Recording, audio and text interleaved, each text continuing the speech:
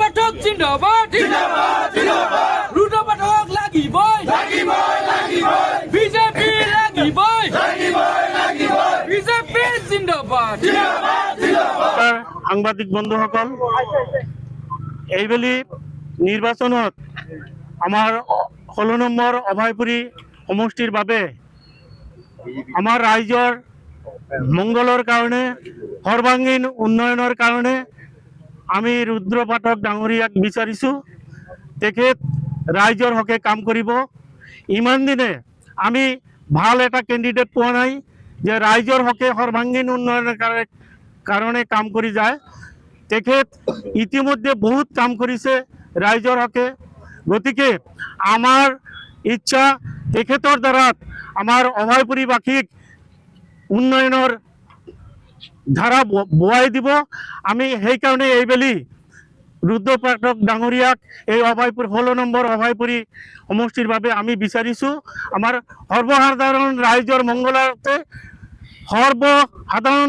মংগলাৰ্থে সৰ্বাংগীন উন্নয়নৰ কাৰণে অভয়পুৰী ইমান দিনে পিছ পৰি আছে, বহুত পিছ পৰি আছে।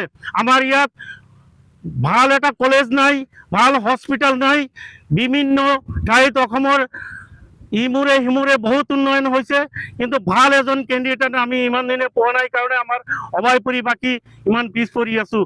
আমি ৰাইজে এইবেলি বিচাৰিছোঁ তেখেতক এই সমষ্টিৰ বাবে আমাক যদি প্ৰাৰ্থিত্ব দিয়ে, আমাৰ ৰাইজ বিজেপি দলৰ পৰা প্ৰাৰ্থিত্ব যদি দিয়ে, আমাৰ সৰ্বসাধাৰণ ৰাইজ ভাল পাব আৰু বিপুল সঁহাৰিৰে তেখেতক ৰাইজৰ দাবী চাৰিওফালে ৰাইজৰ দাবী এটাই দাবী ৰুদ্ৰ পাঠকক বিচাৰিছে, আমিও বিচাৰিছোঁ।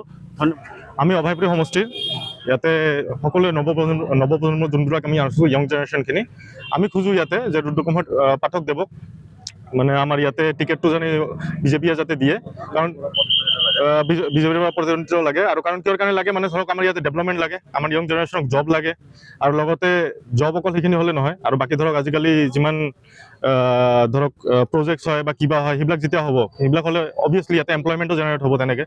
তো সেইবিলাক আমি ভাবোঁ যে যিহেতু পাঠকদেৱ যেতিয়া ধৰক আমাৰ বিজেপিৰ পৰা যেতিয়া মানে টিকেটটো পাব, আমি এইটো আশাবাদী যে তেখেতে গোটেইখিনি বস্তু আমাৰ ইয়াতে য়ং জেনেৰেশ্যনৰ কাৰণে কৰি দিব। আৰু কৰি দিয়াৰ লগতে তেতিয়া বস্তুটো হ'ব কি মানে বিজেপিৰ হৈ যেতিয়া বস্তুখিনি তেখেতে আমাৰ কৰি দিব, ইয়াতে কৰি দিয়াৰ লগতে তেতিয়া বস্তুটো হ'ব কি ধৰক আমাৰ য়ং জেনেৰেশ্যনখিনি তেতিয়া আৰু ডেভেলপমেণ্ট কৰিব পাৰিব।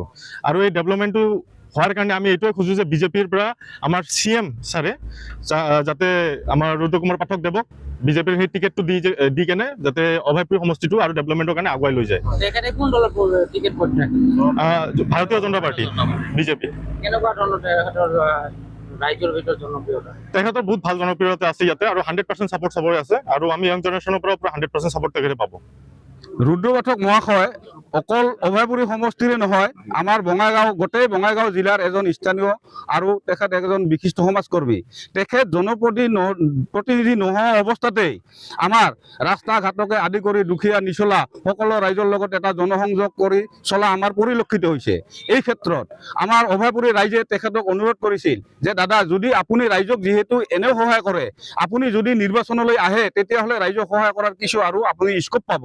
সেই মৰ্মে তেখেতে বিজেপি দলত টিকেট বিচাৰিছিল, কিন্তু আমি প্ৰত্যক্ষ কৰিছোঁ যে এক দুষ্ট চক্ৰই উক্ত ৰুদ্ৰ পাঠকক জনমানসত হেয় প্ৰতিপন্ন কৰি তেখেতক কলংকিত কৰাৰ এক চক্ৰান্ত ৰচিছে। এই ক্ষেত্ৰত আমি উক্ত দুষ্ট চক্ৰক গৰিহণা দিয়াৰ লগতে বিজেপি দলক বা বিজেপি দলৰ ঊৰ্ধ্বতম কৰ্তৃপক্ষক ৰুদ্ৰ পাঠক মহাশয়ক টিকেটখন দি জনসাধাৰণৰ সেৱা কৰাৰ সুযোগ দিব বুলি মই এজন নিজে গৰীয়া সম্প্ৰদায়ৰ ল'ৰা, মুছলিম ল'ৰা। মই দেখিছোঁ তেখেতৰ যি জাতি জনগোষ্ঠী যিমান যি আছে, তেখেত এজন সাম্প্ৰদায়িক ব্যক্তি নহয়, সকলোৰ লগতে মিলা জুলা কৰি চলিব পৰা এটা পৰিৱেশ আমি দেখিছোঁ অভয়পুৰী অঞ্চলত। গতিকে ইয়াত জাতি জনগোষ্ঠী বুলি কথা নাই, সকলো মানুহে তেখেতক বিচাৰে এজন জনপ্ৰতিনিধি হিচাপে।